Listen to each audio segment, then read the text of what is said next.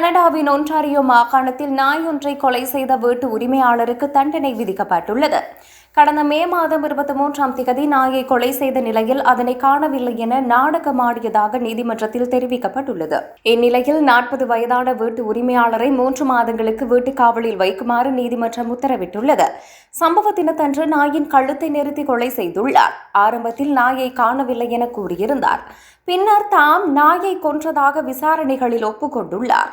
குறித்த நாய் பலரை கடித்ததாகவும் நோய்வாய்ப்பட்டிருந்ததாகவும் அவர் நீதிமன்றத்தில் தெரிவித்துள்ளார்.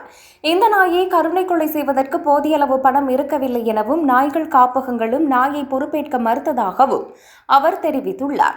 இதனால் தாம் நாயை கொன்றதாக தெரிவித்துள்ளார். குற்ற செயலை ஒப்புக்கொண்ட காரணத்தினால் குறித்த நபருக்கு நீதிமன்றம் குறைந்தளவு தண்டனை விதித்துள்ளது. இதன்படி குறித்த நபரை 3 மாதங்கள் வீட்டுக் காவலில் வைக்க உத்தரவிட்டுள்ளதுடன் வாழ்நாளில் செல்ல பிராணிகள் வளர்ப்பதற்கு தடை விதிக்கப்பட்டுள்ளது.